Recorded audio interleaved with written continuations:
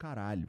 Tem que ter diálogo. Tu fica, caralho, calma Não, aí. tem gente pra caralho que é assim. Como é que não, meio que, né, se a gente for levar democracia, por exemplo, legalzão, como é que tem uma democracia sem diálogo? Não existe, né? Isso falando assim, levando pra política, mas eu tô falando até de relações interpessoais, familiares, tá ligado? Como é que tu pode não conseguir conversar com um maluco, com teu pai, porque é mesmo, por exemplo, pra mim, ver um pai que não conversa com um filho por causa de política é a mesma coisa que o pai não conversa com o filho por causa de time de futebol.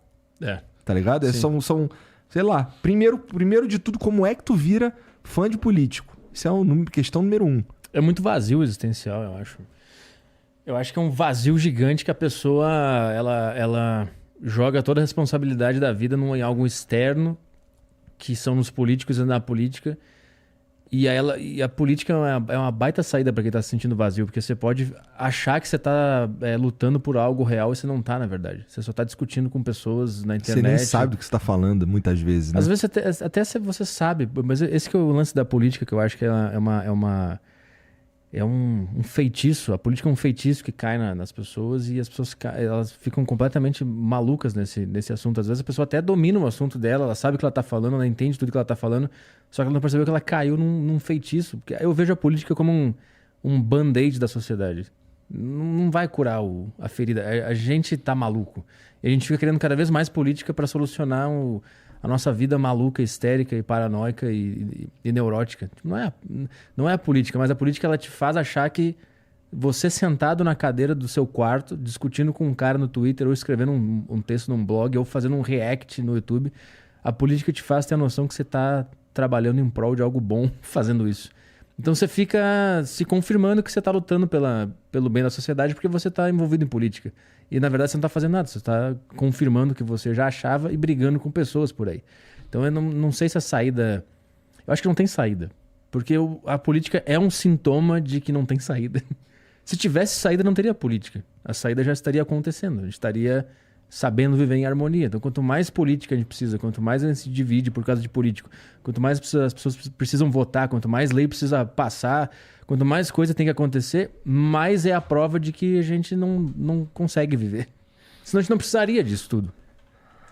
Não sei se faz sentido mesmo que eu tô falando. Eu acho que você tá falando aqui. Acho que você tá falando de políticos. Não, da maneira da como... política, especificamente da política. Mas, porra, a política não é a maneira pela qual a gente lida com o mundo. Exato, por isso que a gente é doente, a gente criou um band-aid pra tapar uma... Tô entendendo. Tá falando uma loucura. No próprio início da ideia de política, já nasce pra ser um band-aid. Não é o momento que a gente tá. Eu acho isso. Obrigado. Eu acho que a existência da política já é o sintoma de que o ser humano é maluco e não tem como.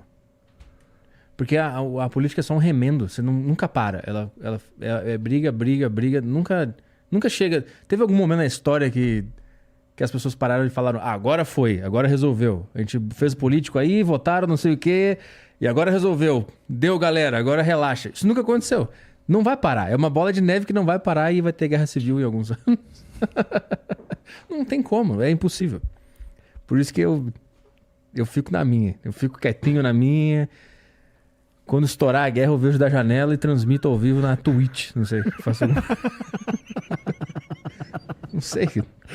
Aí, família, eu tenho uma visão privilegiada dos caras se matando ali na rua. Assina aqui o Saco Cheio A TV. melhor narração sobre a Guerra Civil você acompanha aqui no sacocheio.tv. Assina agora que a gente tá tendo uma visão do topo, que o estúdio é no último andar. Porra! Eu vou botar aí um estoque de comida, de Cheetos no meu estúdio. Vou fazer uma lareira lá, sei lá, vou ficar com... Como é que eu vou transmitir essa energia elétrica? Sei lá, até o primeiro cara cortar um fio de energia elétrica eu vou transmitir. Até o último segundo que eu puder, eu transmito. E quando não tiver mais o que fazer, eu tomo um cianeto. Caralho! Que transmito também se der. Sei lá o que eu tô falando. Cara, eu tenho uma visão um pouquinho mais otimista, na verdade. Ainda? Depois de tudo? Cara, eu tenho que ter, cara. Senão eu não consigo andar. Senão eu não consigo fazer essa porra andar, cara. Entendeu? Eu não conseguiria se eu tivesse uma visão... Se eu tivesse uma visão pessimista, cara, eu tinha parado, pô. Mas pra mim é o contrário. Porque eu sou pessimista, eu continuo. Então, você funciona esquisito, né? Ainda bem que tu vai fazer os testes aí amanhã, cara. Porque, porra, assim, falando sério, do meu ponto de... Cara, aconteceu o apocalipse pra mim aqui ano passado, tá ligado? Tudo que... Várias paradas que... Tudo que poderia me tirar do que eu... Do que eu acreditava que eu queria fazer e que, na verdade, eu ainda acredito. Mas todas as dificuldades que eu tive que eu passei que eu poderia passar pra impedir o meu caminho, aconteceram, cara, ano passado, tá ligado? E eu tive que fazer... E se eu fosse um cara que não acreditasse que ainda há esperança, eu acho que eu tinha parado, cara. Acho que eu ia, sei lá, tava dando aula agora, tava no Uber, qualquer porra assim, foda-se aí tudo. Eu vendo de fora, eu vejo que tu faz a parada porque é um trampo. Porque quando começou, era meio que um espírito revolucionário anárquico, de vamos mostrar pro Brasil que dá pra fazer essa parada e vamos botar em prática a liberdade de expressão que a gente acredita. Uhum. Quando aconteceu aquela merda, eu percebi que virou um negócio muito mais profissional agora. Fátima Bernardes. E não tem mais o ímpeto revolucionário. Cara, ó, como tinha. Eu acho que você tem um pouco de razão nisso.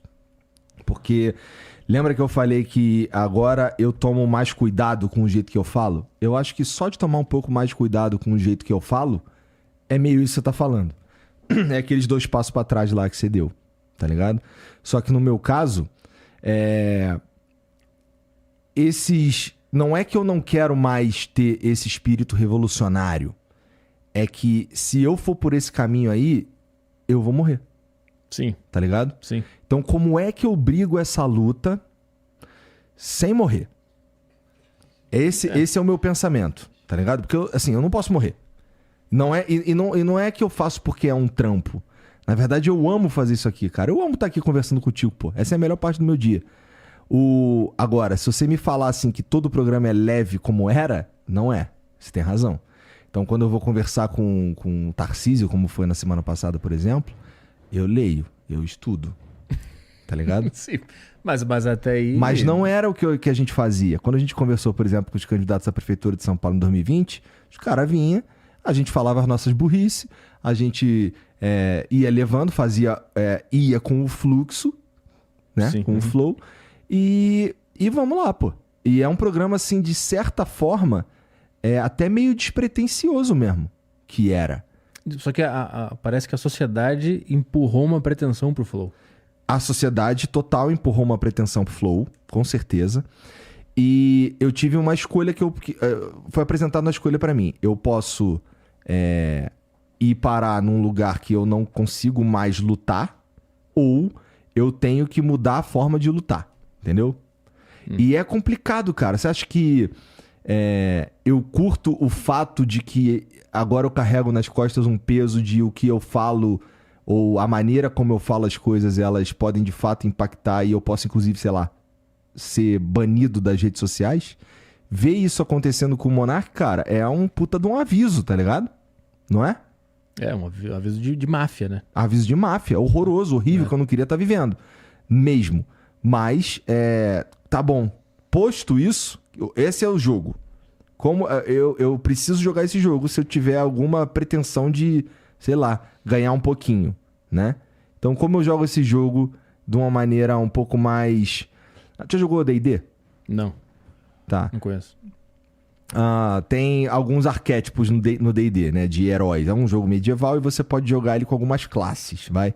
Aí tem o bárbaro, tem o berserker, é o cara que vai na frente rodopiando, fazendo bagulho doido, batendo em todo mundo, não sei o quê. E tem o ladino. O ladino é o que vai pelas sombras, é o cara que vai mais devagar, um pouco mais... pensa nos próximos passos e tal. De certa forma, eu enxergo o Monark é o berserk. Sim. E eu quero ser o ladino. Tá ligado? Sim. Mas ainda é uma guerra parecida. Só que o jogo tá muito mais difícil agora. A gente não pode mais, de fato, falar a primeira coisa que vem na cabeça. Eu preciso construir o que eu tô querendo falar aqui e ser um pouco mais...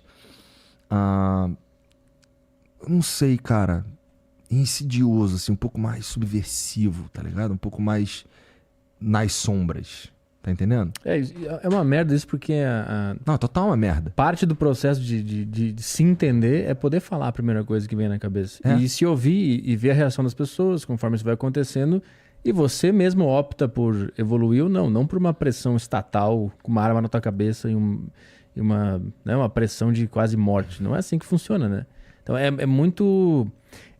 sei lá, é muito triste e sintomático uma sociedade que não permite que as pessoas se expressem livremente e corram riscos enquanto estão falando. Porque quando você está falando, você está correndo.